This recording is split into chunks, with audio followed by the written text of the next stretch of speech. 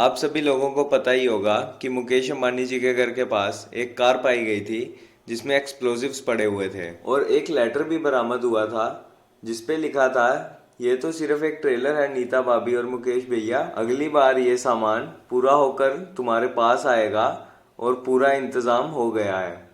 और इस सब के बाद ये केस उलझता ही जा रहा है और आज टाइम ऐसा आ चुका है कि इस पर एक बॉलीवुड मूवी भी बन सकती है। तो आज हम Mukesh Ambani bomb scare case के बारे में जानेंगे और इसकी कंप्लीट टाइमलाइन देखेंगे।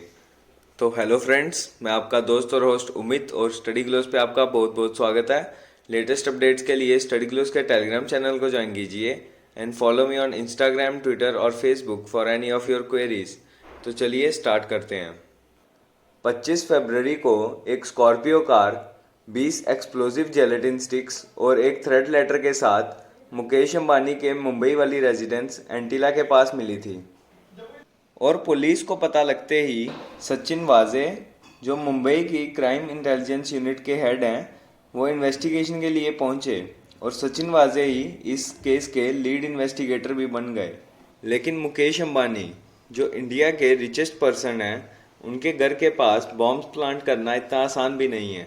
तो इसके लिए हुई होगी प्लानिंग। कुछ ही दिन पहले मुंबई पुलिस के पास एक एफआईआर रजिस्टर हुई थी मनसुख हिरेन के द्वारा और इसमें उन्होंने क्लेम किया था कि वो अपनी स्कॉर्पियो में बैठकर ट्रैवल कर रहे थे और उनकी गाड़ी अचानक से ख़राब हो गई और उन्होंने अपनी गाड़ी को साइड पे पार्क कर दिया और एक कैब लेकर अपने ऑफिस चले गए साउथ बॉम्बे में। और कैब में ही वो अपनी गाड़ी को ठीक करवाने के लिए एक मैकेनिक भी साथ में लेकर जा रहे थे। लेकिन जब वो वहाँ पहुँचे तो उनकी गाड़ी वहाँ से मिसिंग थी और इसके बाद उन्होंने ये एफआईआर रजिस्टर करवाई थी। लेकिन वहीं दूसरी तरफ एनआईए यानी कि नेशनल इन्वेस्टिगेशन एजेंसी का क्लेम ये है कि मनसुख हिरेन की स्कॉर्पियो कार कभी चोरी ही नहीं हुई थी और उन्होंने अपनी गाड़ी पार्क करके एक कैब बुक की और वो एक पुलिस ऑफिसर से मिले जो सीआईयू यूनिट के थे और उन्होंने उस पुलिस ऑफिसर को अपनी गाड़ी की चाबियां दे दी और वो खुद घर चले गए। और उसके बाद वो पुलिस ऑफिसर मनसुख हिरेन की स्कॉर्पियो को चलाकर सचिन वाजे के घर पर छोड़ आया। और एनआईए तो ये भी क्लेम करती है कि 17 टू 14 फरवरी तक वो कार सचिन वाजे के घर पर ही पार्क्ड थी। और जैसे ही मुकेश अंबानी के घर के सामने से वो स्कॉर्पियो कार मिली तो मनसुख हिरेन को मुंबई की एंटी टेररिज्म स्क्वाड ने इन्वेस्टिगेशन के लिए बुला लिया था और एनआईए ने भी उनसे पूछताछ की थी। 27 फेब को मनसुख हिरेन और सचिन वाजे कमिश्नर के ऑफिस में जाते दिखे एक वाइट लैंड क्रूजर में।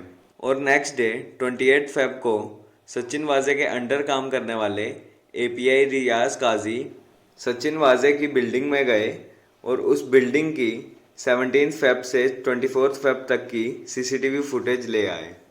लेकिन 2 मार्च को मनसुख हिरेन एक नई कंप्लेंट फाइल करते हैं कुछ पुलिस ऑफिसर्स और मीडिया वालों के अगेंस्ट कि वो लोग उन्हें हरास कर रहे थे। और 2 दिन बाद मनसुख की मिसिंग रिपोर्ट फाइल की जाती है और नेक्स्ट डे मनसुख की बॉडी मिलती है थाने के पास एक क्रीक में से।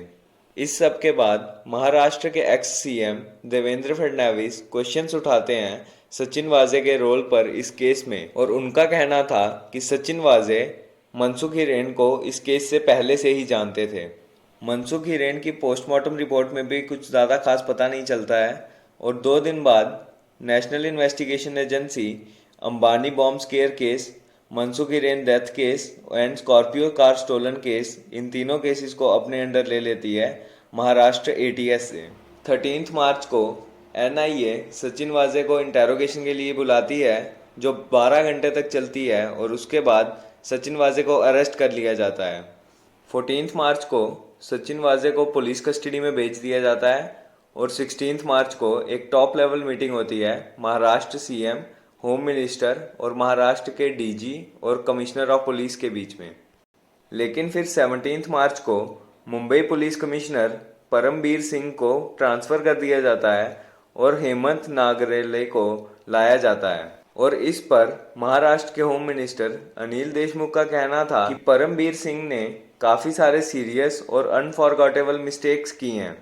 लेकिन 20 मार्च को परमबीर सिंह एक लेटर लिखते हैं सीएम उद्धव ठाकरे को, जिसमें उनका कहना है कि महाराष्ट्र के होम मिनिस्टर अनिल देशमुख ने पुलिस ऑफिसर्स जैसे कि सचिन वाजे को कहा था कि वो उन्हें ब्राइब इकट्ठी करके दें 100 करोड़ रुपए की हर महीने। और ओपोजिशन अनिल देशमुख का रेजिग्नेशन मांग रही हैं और वहीं दूसरी तरफ महाराष्ट्र की गवर्निंग पार्टीज उन्हें सपोर्ट कर रही हैं। और रिसेंटली शरद पवार ने भी कहा था कि उन्हें रिजाइन करने की कोई ज़रूरत नहीं है। लेकिन परमबीर सिंह तो सुप्रीम कोर्ट में भी एक प्ली फाइल कर चुके हैं महाराष्ट्र के मिनिस्टर के अगेंस्ट।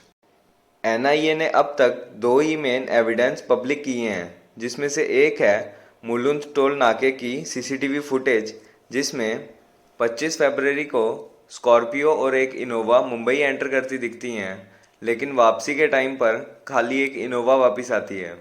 और दूसरी है सचिन वाजे के एसेट्स और सीसीटीवी फुटेज, जो कि सचिन वाजे के ही एक एलआई रियाज काजी ने कलेक्ट कर ली थी। तो आशा करता हूँ आप सबको ये वीडियो पसंद आई होगी। अगर आई है तो इस वीडियो को लाइक करें और स्टडी ग्लोस चैनल को सब्सक्राइब करें।